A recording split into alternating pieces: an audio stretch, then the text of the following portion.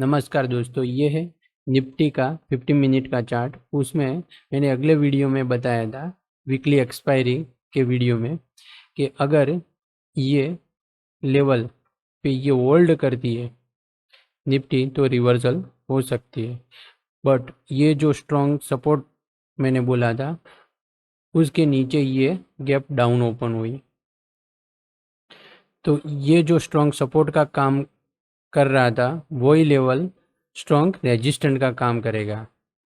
तो निफ्टी उसके नीचे ओपन हुई और फिर आप देख सकते हैं कि इस लेवल को ब्रेक करने के बाद कंटिन्यू नीचे की तरफ मूवमेंट आई।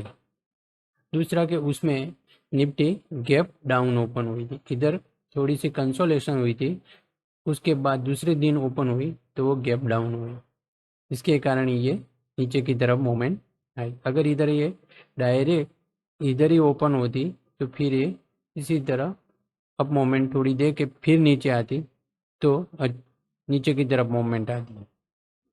तो आज के लिए अपने निफ्टी में कहाँ पे रेजिस्टेंट है और कहाँ पे सपोर्ट है और कौन से लेवल पे ये रिवर्सल दे सकती है उसके बारे में जानते हैं।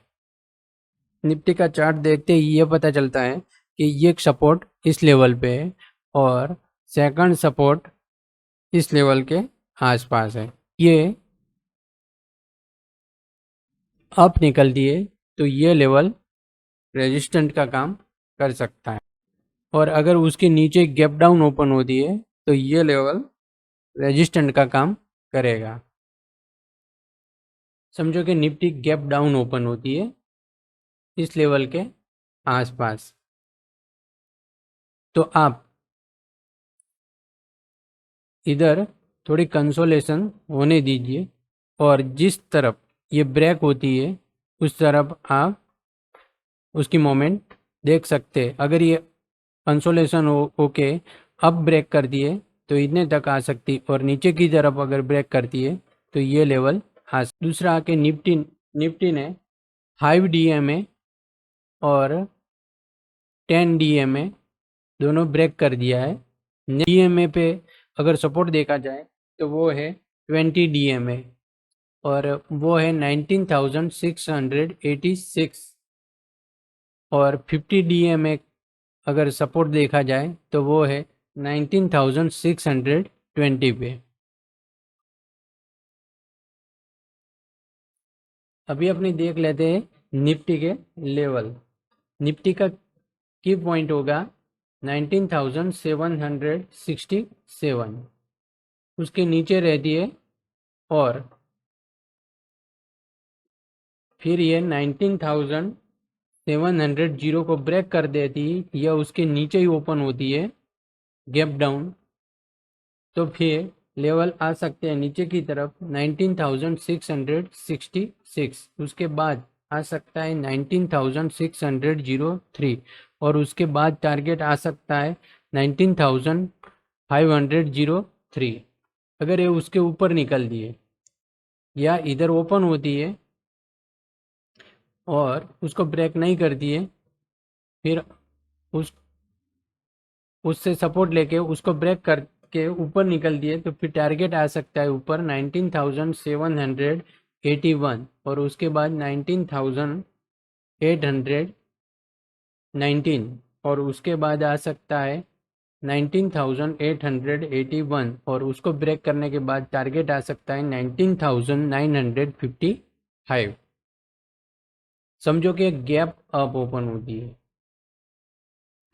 इस लेवल के नीचे,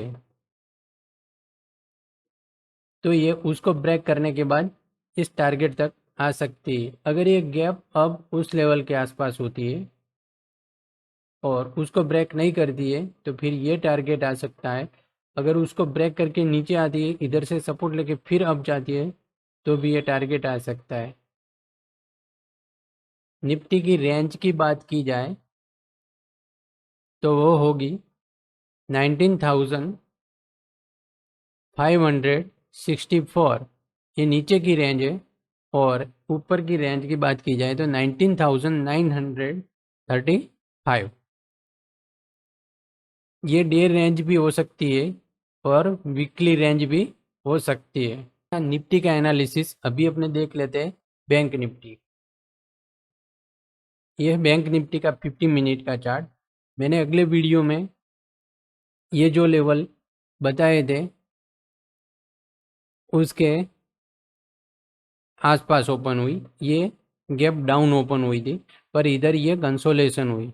फिर उसके बाद ब्रेक होने के बाद आप देख सकते हैं कंटिन्यू नीचे की तरफ मोमेंट देने लगी। ये 700 जितनी मोमेंट थी। आइए अपने देखते हैं कि आज बैंक निफ्टी में कहाँ पे सपोर्ट है और कहाँ पे रेजिस्टेंट है। तो चार्ट से ये पता चलता है कि बैंक निफ्टी में इस लेवल पे एक सपोर्ट है और नेक्स्ट सपोर्ट इस लेवल के आसपास है। अगर ये उसको होल्ड नहीं करती इस लेवल को, तो फिर ये इतने तक भी आ सकती है नीचे की तरफ। अगर ये ऊपर निकल दिए तो ये उसका रेजिस्टेंट होगा और उसके बाद उसका नेक्स्ट रेजिस्टेंट इधर भी हो सकता है। आइए अपने देखते हैं बैंक निफ्टी के लेवल। तो बैंक निफ्टी में की पॉइंट होगा 44,831। अगर ये उसके नीचे रहती है और ओपन इधर होती है 44,436 के आसपास, ब्रेक नहीं करती, अगर उसको ब्रेक करके इतने तक जाके फिर वापस रिवर्सल होती है और उसको ब्रेक करती है तो फिर टारगेट आ सकता है, या उसको ब्रेक नहीं करती उसके नीचे ही ओपन होती है तो फिर टारगेट नीचे की तरफ आ सकता है 44,247 और उसके बाद आ सकता है 43,939 और उसको भी ब्रेक करने के बाद आ सकता है 43,579। अगर ये उसको उसके ऊपर ओपन होती है या उसके ऊपर ही रहती है तो फिर ऊपर टारगेट आ सकता है 44,812 और उसके बाद 45,000 और उसको भी ब्रेक करे तो 45,309 और उसके बाद 45,669 तक भी जा सकती है। मूविंग एवरेज की बात की जाए, मतलब कहाँ पे ये सपोर्ट ले सकती है, तो 100 DMA पे ये सपोर्ट ले सकती है जो है लेवल 44,474, जो इस लेवल के आसपास ये सपोर्ट ले सकती है और उसने ब्रेक कर दी है 5, 10, 20 DMA और 50 DMA को ब्रेक कर दिया है। तो जिस मूविंग एवरेज को उसने ब्रेक किया है वो उसका रेजिस्टेंट बन सकता है और जो ब्रेक करने के बाकी है वो उसका सपोर्ट बन सकती है। अगर ये गैप डाउन इस लेवल पे होती है और उसको ब्रेक नहीं करती है तो उसका फर्स्ट टारगेट ये हो सकता है।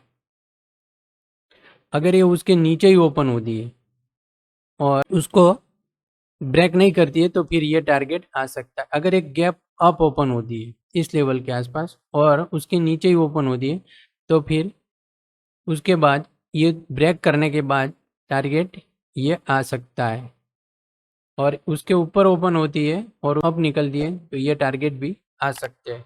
तो ये था निफ्टी और बैंक निफ्टी का एनालिसिस। कल फिर मिलेंगे नए एनालिसिस के साथ, तब तक के लिए जय हिंद।